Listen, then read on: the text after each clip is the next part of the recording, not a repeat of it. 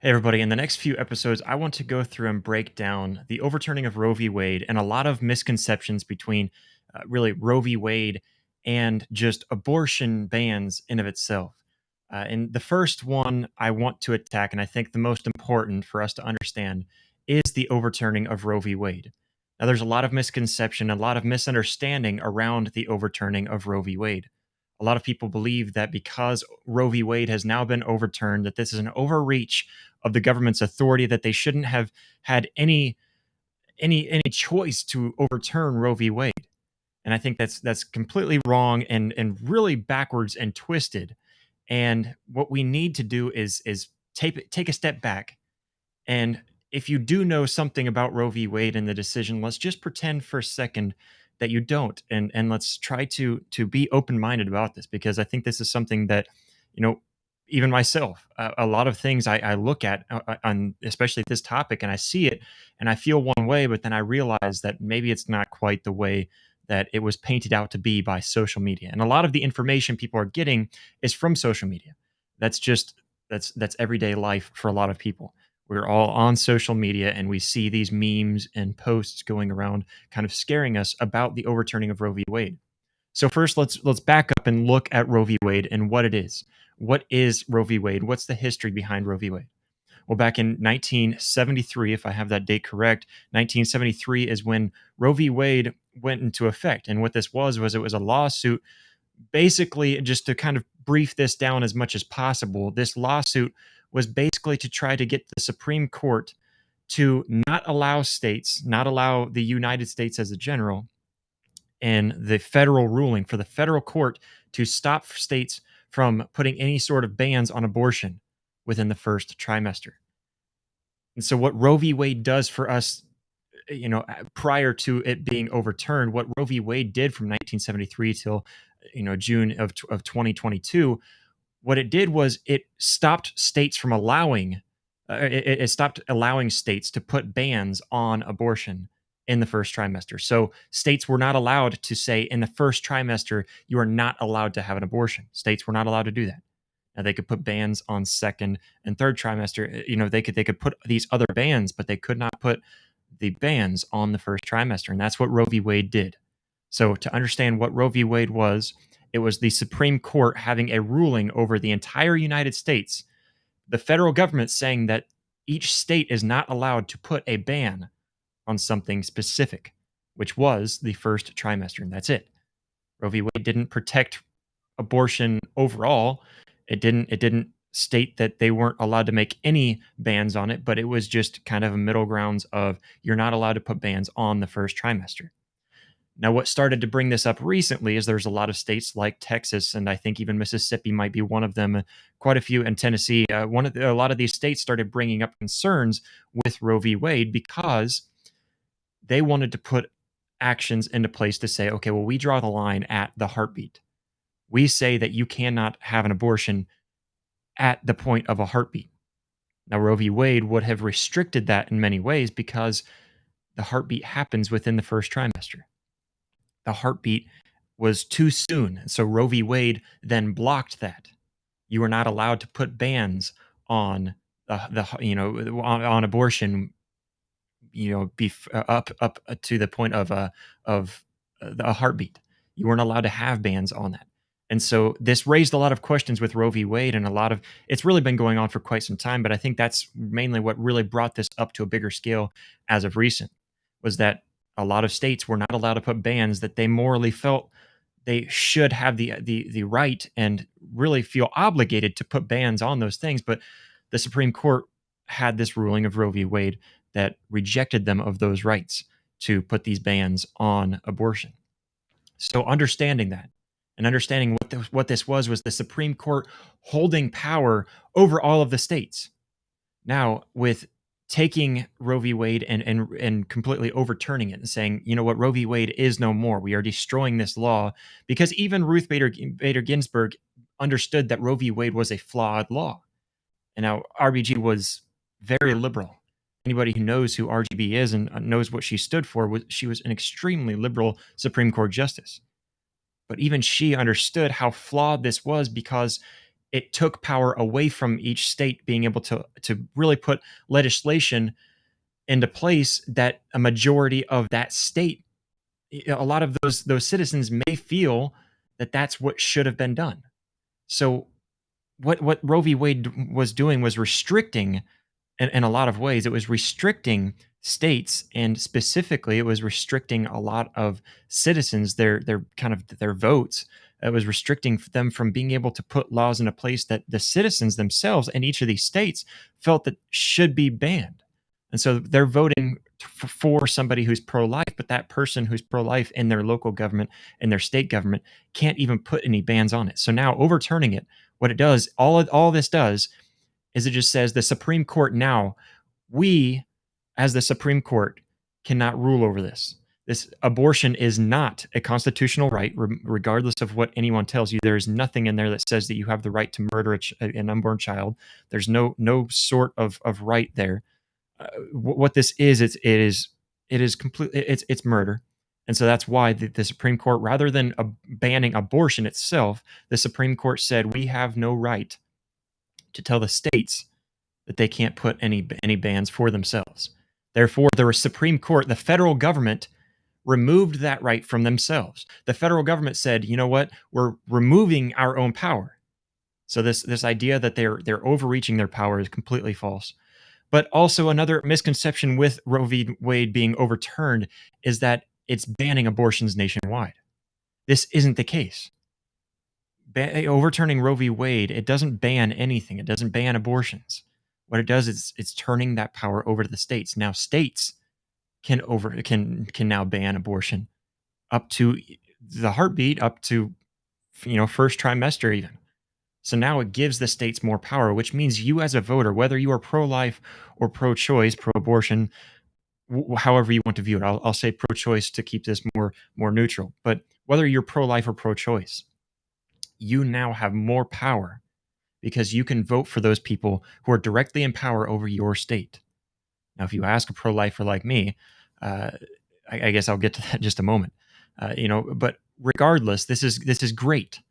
So now that this has happened, now that's been overturned, more powers to the state. The great thing about this is that you, as a voter in your own state, you have more power.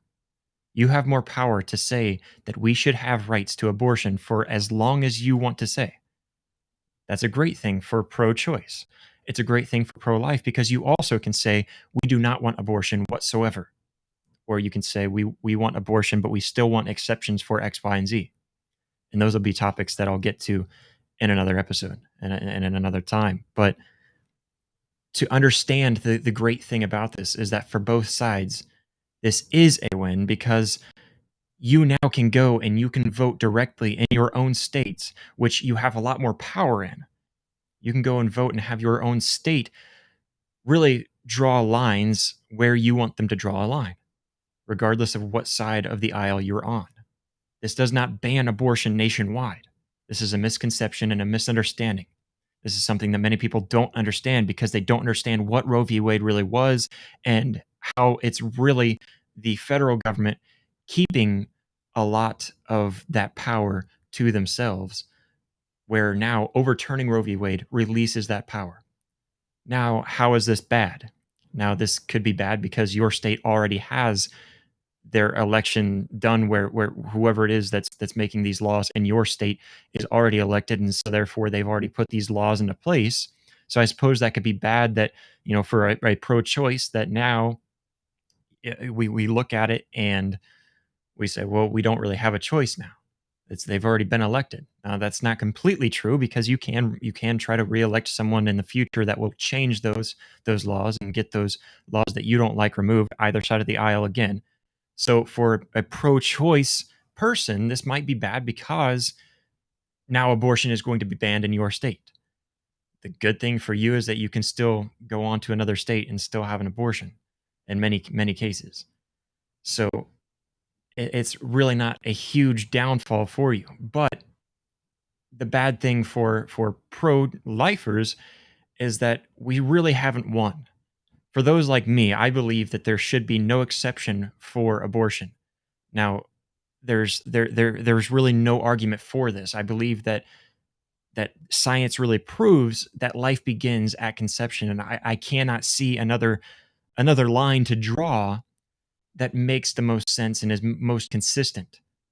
I believe that life starts at conception. So for someone who is pro-life like myself, we might believe that really we ought to be taking a look into these laws and say that they all need to be banned, that each state shouldn't have the right to say that murder is okay in one state or another. So for a pro-lifer like me, I think we fight even harder and we say that the court needs to take this one step further and say that each person has a right to life, which is something that we should have a right to. That is something that each and every one of us ought to have a right to. So if we have a right to life, that means we ought to have the right to be given that life. Now, conception means that the act of reproduction is sexual intercourse. When you have these sexual relations with another person, that is when you're making the decision of reproduction. That is when that decision is made, not at birth, not when it's coming, the child is coming through the birth canal. That's not when reproduction starts. Reproduction starts when you make the choice to start the act of reproduction. So this isn't forcing you to have a pregnancy that you don't want. This is forcing you to not murder an innocent child and give that child the right to life. Now there are several ways around this. There are things such as condoms.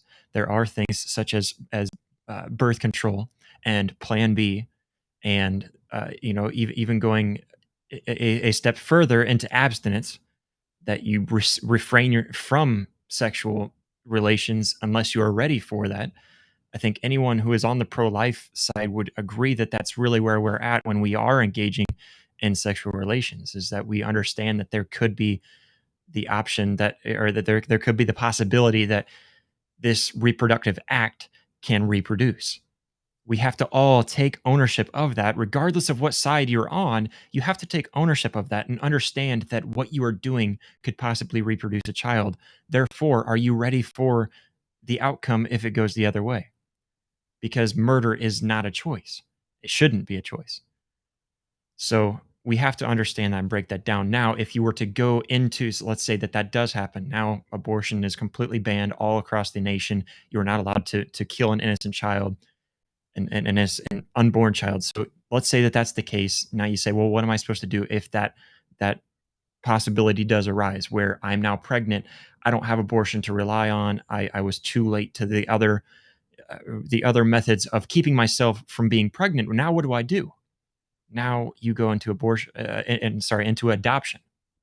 You go into adoption. I think that is also giving that child a right to life, and the right to life in the sense that now they have something to be able to make of themselves. I think that adoption should be made cheaper. I think there are a lot of issues with adoption, especially in our nation. I understand that. Now, a lot of arguments come that now that a woman's pregnant, she has a lot of things that she can't afford, or maybe that she just has a hard time going through. There's a lot of things that she needs help with, maybe physically and mentally, and just throughout the entire process, maybe financially. I understand that. And there are pregnancy centers that are out there that offer a lot of these services either for free or at a discounted price, or just in general, they try to help you. And they even will help you even to the point of helping you find somewhere to give your child up for an adoption and helping you through that process, making that easier on you. So there are plenty of methods that we can go through, plenty of things that we can look at and say, you know what, I think that we ought to completely take. There are many options out there for you to look at pregnancy and to see that pregnancy doesn't have to be put all on you, and it doesn't have to be a complete burden. We can look at pregnancy and recognize that it is a beautiful thing. That now that you are pregnant, you are going to bring a precious life into this world. Whether you want to take care of it yourself or not, you're now giving that person life, which is a beautiful thing. Now, if you were to give it up to it for adoption, I think that's still a form of love in some sense, that you're not ready, and therefore you love this life so much that you're willing to give it over to someone who would care for it and love it the way that it deserves to be loved. Again, I understand that there are some flaws in our adoption agencies and adoption methods. I get that. That's another topic. And I think that we ought to be fighting for that topic just as much as pro-lifers have fought for for abortion bans. I agree with you wholeheartedly on that. I don't think that we should be forcing women to just keep on to the child if that's not what they're ready for. I get that because I understand that not everyone has the same morals of abstaining from sex until you're ready for that commitment. So just looking at this, hopefully this can be enlightening to so many people to understand what Roe v. Wade was and to look at the history of it and see where it started, what it does, and what overturning Roe v. Wade now does by turning the by turning it over to the states to decide. Hopefully that can be enlightening to someone, and if you know someone who needs this enlightenment, I encourage you to share it with them. Just help them to understand. Reach out to them with love. I think that's really the way we get through this. I know there are a lot of conservatives, myself included, that a lot of the things I even say, or many conservatives say, it sounds like hatred and that we're trying to maybe oppress you or offend you in some way, but that's not usually how we come across. I know conservatives that do that. That's wrong. And you should call them out for it. And I'll call them out for it as well. But myself, I know I get looked at as if I'm spreading hate. You know, even with abortion, it's hateful to speak about a woman's body when that's not what I'm speaking about. I'm not speaking about a woman's body whatsoever. Again, that's another one for another time. But rather, we ought to be reaching out to people with love and understanding that I understand what you might have to go through now that some bans might be put into place. But we have to understand where they're going through to help them to get through that, to help them to see around it, help them to see the good side of this and where this is all morally correct. And again, hopefully this was understand helpful. Hopefully this was helpful, and this can help you understand the overturning of Roe v. Wade and abortion bans and what is going into place. And again, stay tuned for more. We will be going over more, such as ectopic pregnancies and just medical reasons for quote unquote abortion, which is another misconception. We'll also talk about miscarriages coming up very soon, and then we'll even go into things such as a lot of things that are just kind of misconceptions, like they're going to go after gay marriage and interracial marriages. We'll talk about that as well, and then we'll even break down some of the things you'll see on social media, such as memes and pictures and posts talking about abortion that really mislead you and really don't help you whatsoever. They kind of tear down your understanding and lead you to a misunderstanding of what abortion really is, and some of the evils that are out there. It really kind of destroys your understanding. So stay tuned. We are going to go through that and much more here on Politically Insane. So thank you so much for watching. God bless.